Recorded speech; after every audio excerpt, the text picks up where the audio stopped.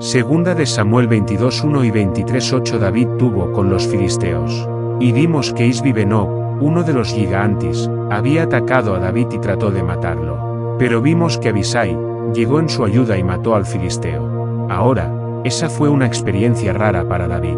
Los líderes de Israel, pues, al ver que David era ya demasiado mayor para participar en la batalla, le dijeron que se le necesitaba más en casa que en el campo de batalla. Y entonces se desarrolló una gran batalla y Dios dio la victoria a Israel. Ahora, el capítulo 21 concluye diciéndonos que los 4 gigantes que se mencionan eran descendientes de los gigantes en Gad, los cuales fueron vencidos por David y sus siervos. Ahora, al término de nuestro estudio anterior, dijimos que el gigante, del cual habla el versículo 22, era Goliat, a quien David había vencido cuando era joven. Usted recordará que, siendo joven, cuando David salió a pelear contra Goliat llevaba consigo su honda y 5 piedras lisas. Ahora, hemos oído decir que David creía que tal vez pensó que fallaría la primera vez, y que por eso llevaba consigo algunas piedras de reserva. Pero, en realidad, David no tuvo intención de llevar reserva alguna. La evidencia de eso se encuentra aquí en el capítulo 21 de este segundo libro de Samuel. Goliat tenía 4 hijos, los cuales eran parte del ejército de los filisteos. Y David sabía que cuando matara al gigante, sus 4 hijos podrían salir para pelear contra él. Pues bien, David no mató a los 4 hijos de Goliat cuando mató a su padre, pero los mató años más tarde, según vemos aquí en este versículo 22 del capítulo 21 de segundo libro de Samuel. Por lo tanto, Goliat y sus hijos ahora estaban muertos. Y una vez más vemos que Dios había librado a David de sus enemigos. En este capítulo tenemos la canción de liberación de David que él entonó después de que Dios lo había librado de todos sus enemigos. Es casi idéntica al Salmo 18. Leamos el primer versículo de este capítulo 22 del segundo libro de Samuel. Dirigió David al Señor las palabras de este cántico el día que el Señor lo libró de manos de Saúl y de todos sus enemigos. Al parecer, esta fue una canción que David escribió al final de su vida. Al reflexionar sobre su vida, pudo darse cuenta de cómo la mano de Dios había actuado, conduciéndole hasta la época de su vejez. Creemos también que en ese tiempo David escribió el Salmo 23, porque en esta hora de su vida le fue posible decir: el Señor es mi pastor, nada me faltará. El apóstol Pablo, escribiendo su carta a los filipenses, lo expresaría de esta manera, en el capítulo 1 de esa carta versículo 6, estando persuadido de esto, que el que comenzó en vosotros la buena obra, la perfeccionará hasta el día en que Jesucristo regrese. Estimado oyente, Dios le ha traído a usted hasta este momento. No vaya usted a creer que ahora Él le va a abandonar y a dejar solo. En el caso de David, el amante cuidado de Dios con él en el pasado, le infundía confianza para el futuro. Y dijo David, aquí en los versículos 2 y 3 de este capítulo 22 del segundo libro de Samuel, dijo: el Señor es mi roca, mi fortaleza y mi libertador, mi Dios, fortaleza mía, en Él confiaré, mi escudo y el fuerte de mi salvación, mi alto refugio, mi Salvador. De violencia me libraste. Consideremos por unos momentos estas palabras: el Señor es mi roca. Ahora, una roca es un lugar sobre el cual uno puede descansar. Y Cristo es la roca de nuestra salvación. Él es el fundamento. Descansamos sobre Él. Y mi fortaleza, dice David, Él es también nuestra protección en la vida. Y mi libertador. Es decir que, nos libertará en la hora de la tentación. Dios mío, fortaleza mía, dice David, el Señor no es solamente la roca, sino también el Dios de mi roca, es mi fortaleza, es decir, mi fe. Él es el objeto de mi fe. Y además añade, en Él confiaré, mi escudo. Y esto quiere decir, estimado oyente, que Dios me protege del enemigo. David dice también que Dios es el fuerte de mi salvación. Es en Él, en quien me apoyo para la salvación. Él es mi alto refugio. Allí es donde voy para mirar la tierra. Dios es mi visión, mi refugio, y mi Salvador. Él es el que me libra de la violencia. Nos encontramos en una época en la que casi todo es manejado por computadoras y por la alta tecnología. Vivimos en una edad científica. ¿Dónde ha quedado la contemplación admirativa de las obras de Dios en la naturaleza y en las vidas de las personas? ¿Queda un lugar para una visión espiritual profunda de nosotros mismos y la vida humana? Cuán monótona es la existencia cuando Dios es excluido de ella. David reconoció a Dios en todas las experiencias de su vida y la expresión poética de su gratitud constituye una obra maestra de la literatura. Y pasando ahora al versículo 36 de este capítulo 22 del segundo libro de Samuel, leemos lo que David dijo después: me diste el escudo de tu salvación, y tu benignidad me ha engrandecido. David era un hombre duro y tosco. Era impulsivo. Pero Dios es benigno, y el amor de David por Dios, y su asociación con Dios lo había apaciguado. Había hecho de David un hombre bondadoso. Dijo David: y tu benignidad me ha engrandecido. Estimado oyente, necesitamos asociarnos de una manera más estrecha con Dios. ¿Cuánto necesitamos de Dios en esta hora de la historia en la que vivimos? Este es un gran salmo, y maravilloso, como los demás. Los salmos abren el corazón, abren la mente, abren la vida, nos permiten vivir de verdad. Oímos tanto hoy en día, en cuanto a las personas que quieren vivir. Hoy tenemos abundancia de comodidades y toda clase de artilugios.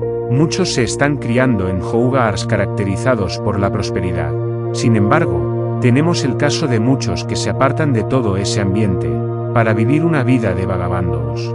Dicen que es porque quieren vivir realmente. Buscan una forma auténtica de disfrutar de la vida.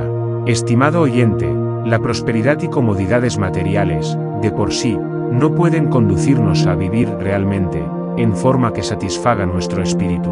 Pero, por otra parte, tampoco lo puede hacer el simple hecho de apartarnos de todo vínculo con posesiones materiales, ni tampoco el arrojar por la borda todas las limitaciones que Dios como Creador nos ha impuesto para nuestro bien. Es solo cuando establecemos una relación correcta con Dios, que nos es posible vivir la vida en toda su plenitud. El capítulo 22 de este segundo libro de Samuel, es un gran salmo, que David escribió al dirigir una mirada retrospectiva sobre su vida. Cuando lleguemos al Salmo 23 podremos ver que ese salmo no fue escrito por un joven falto de juicio e inmaduro, que en verdad no sabía qué era la vida. Tampoco fue escrito por un hombre de edad madura que aspiraba a llegar al apogeo del negocio o de la política. No fue escrito por alguien que quería ser famoso. El Salmo 23, estimado oyente, fue escrito por un anciano rey que reflexionó sobre su vida y que pudo ver la mano de Dios actuando en ella. David era un hombre que había probado de todo lo que el mundo de su tiempo podía ofrecer y la conclusión de David fue que su experiencia más maravillosa había sido comprobar que el Señor era su pastor, y que nada le faltaría. Es maravilloso tener un pastor como el Señor. A propósito, ¿qué clase de pastor tiene usted hoy? ¿Ha encontrado una satisfacción verdadera que sea duradera? ¿Está acaso tratando de dilatar su mente o experimentar con su cuerpo para vivir sensaciones excitantes mediante las drogas?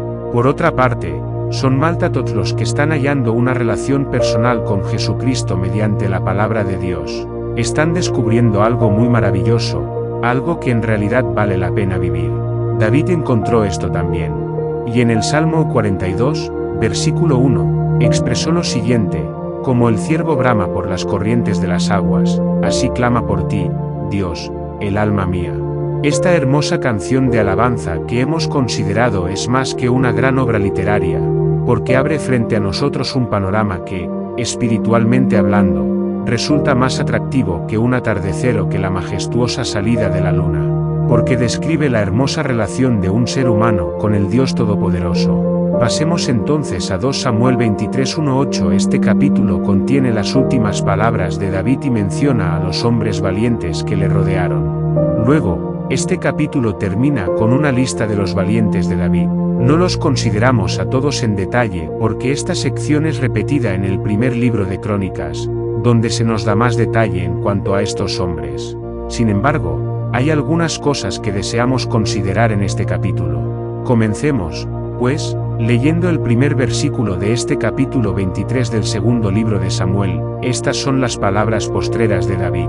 Dijo David hijo de Isaí, aquel varón que fue levantado en alto, el ungido del Dios de Jacob, el dulce cantor de Israel. David era hijo de Isaí. Isaí era campesino en Belén. David nunca se avergonzó de ello. Y Dios lo exaltó. Dios le puso entre los grandes hombres del mundo. David fue el ungido del Dios de Jacob. El mismo Dios que tomó a aquel astuto y confabulador Jacob y lo transformó en Israel, príncipe de Dios, fue el mismo Dios que tomó a David y lo puso en el trono. Es el mismo Dios que me salvó a mí, y el mismo Dios que le ha salvado a usted, estimado oyente. Él es bondadoso, bueno, y amante. David también era el dulce cantor de Israel. Era músico. Escribió música, la interpretó y le encantaba escuchar la música. El segundo libro de Samuel podría ser llamado la autobiografía de David. Leamos ahora el versículo 2 de este capítulo 23 del segundo libro de Samuel. El Espíritu del Señor habla por mí, su palabra está en mi lengua. El Espíritu de Dios vino sobre David, y fue justamente por eso que David escribió los Salmos. El apóstol Pedro nos dijo que así también fue como se escribió todo el Antiguo Testamento. En su segunda carta, capítulo 1, versículos 20 y 21 dijo el apóstol: pero ante todo entended que ninguna profecía de la Escritura es de interpretación privada, porque nunca la profecía fue traída por voluntad humana, sino que los santos hombres de Dios hablaron siendo inspirados por el Espíritu Santo. Volviendo ahora al capítulo 23 del segundo libro de Samuel, leamos el versículo 3, el Dios de Israel ha hablado, me habló la roca de Israel, habrá un justo que gobierne entre los hombres, que gobierne en el temor de Dios. Es obvio que las decisiones tomadas por las naciones en la actualidad no son hechas en el temor de Dios, y son hechas muchas veces con el propósito de aumentar la popularidad entre los votantes. Por eso, no se hace ningún esfuerzo para agradar a Dios, sino más bien para agradar a los votantes o al sector que tenga las riendas del poder. Leamos ahora el versículo 4 de este capítulo 23 del segundo libro de Samuel. Dijo David: será como la luz matinal, como el resplandor del sol en una mañana sin nubes, como la lluvia que hace brotar la hierba de la tierra. Esta es una de las declaraciones más extraordinarias que David jamás hiciera. Recordemos que dijimos que el capítulo 7 de este segundo libro de Samuel es uno de los más grandes capítulos de la Biblia. En el capítulo 7 Dios hizo un pacto con David, sobre el cual el futuro reino de Cristo iba a ser fundado.